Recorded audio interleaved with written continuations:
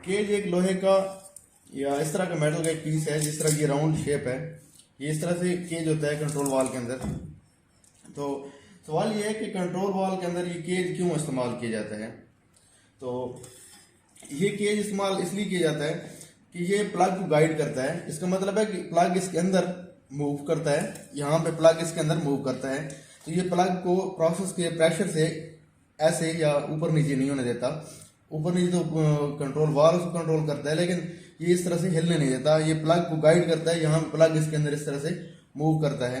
दूसरा ये इस्तेमाल होता है फ्लो को करेक्टरिस्टिक्स करने के लिए। वो मैं बताता हूँ कि फ्लो करेक्टरिस्टिक्स किस तरह से किया जाता है, वो इन सुराखों से किया जाता है। और तीसरा इसका बेनिफिट होता है, ये सीट रिंग के ऊपर दबाव डालता है। तो केज वॉल कंट्रोल वाल की बॉडी होती है, उसके अंदर ये सीट रिंग होता है।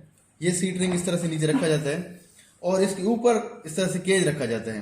तो इस सीट रिंग को दबाव देने के लिए ऊपर केज होता है जो, ये इसके ऊपर भी दबाव रखता है, और उसके ऊपर बोनेट होता है, तो बोनेट उसको दबा के रखता है। तीसरा जो इसका बेनिफिट है केज लगाने का, वो है कैविटेशन से और फ्लशिंग से बचाता है। और इसके बाद इसका एक और भी फायदा है, वो है डायनामिक नॉइस को ये कम करता है। तो अब ये केज है, ये कितने टाइप्स के होते हैं केज। बेसिकली कंट्रोल वाल में 3 टाइप्स के केज इस्तेमाल किए जाते हैं। उनमें नंबर 1 है इक्वल परसेंटेज केज, नंबर 2 पे क्विक ओपनिंग केज, नंबर 3 पे लीनियर केज। लीनियर केज सबसे ज्यादा इस्तेमाल होता है, और दूसरे जो केजेस हैं वो भी इस्तेमाल होते हैं, लेकिन किसी हद तक कम इस्तेमाल होते हैं। तो हमें ये कैसे पता चलेगा कि ये कौन सा केज है।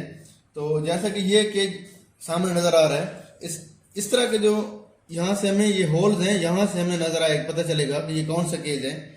तो ये जो केज मेरे सामने पड़ा हुआ है, ये लीनियर केज है। यहाँ से आप इसके होल्स देख सकते हैं, ये सुराख हैं, ये लीनियर केज के हैं। इसके अंदर जैसे ही प्लग मूव करेगा तो ये इस तरह से एक लीनियर फ्लो जो है पास करेगा।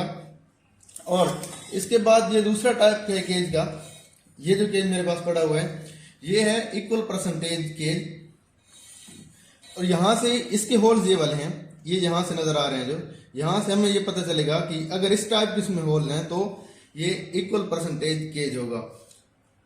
और तीसरा जो होता है वो होता है quick opening cage. Quick opening cage के लिए इसी सुराख को, जो यहाँ ये बने हुए हैं ये होल्स, इसी को अगर हम उल्टा दें तो ये क्विक ओपनिंग केज बन जाता है। जैसा कि अगर आप इस केज को इस तरह से देखें, क्योंकि क्विक ओपनिंग केज मेरे पास नहीं पड़ा हुआ इस वक्त, तो मैं आपको ये समझाने के लिए इसको उल्टा किया है।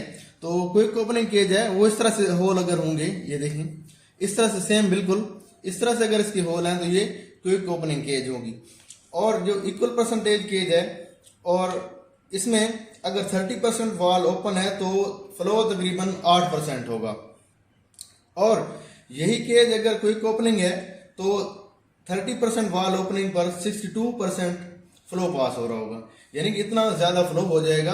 वाल ओपनिंग तो दोनों में 30% ही है, लेकिन एक में फ्लो 8% होगा और क्विक ओपनिंग में फ्लो 62% होगा। इसी तरह जब लीनियर केज होगा तो उसमें 30% वाल ओपनिंग पे 30% ही फ्लो पास हो रहा होगा। तो इस तरह ये चीज जो कंट्रोल कर रहे हैं हम कि 30% पे 8% फ्लो है, 30% पे 62% फ्लो है, या 30% पे 30% फ्लो है, इस चीज को कहते हैं फ्लो करेक्टरिस्टिक्स। इस फ्लो करेक्टरिस्टिक्स बनाने के लिए केज इस्तेमाल किया जाता है। Thank you.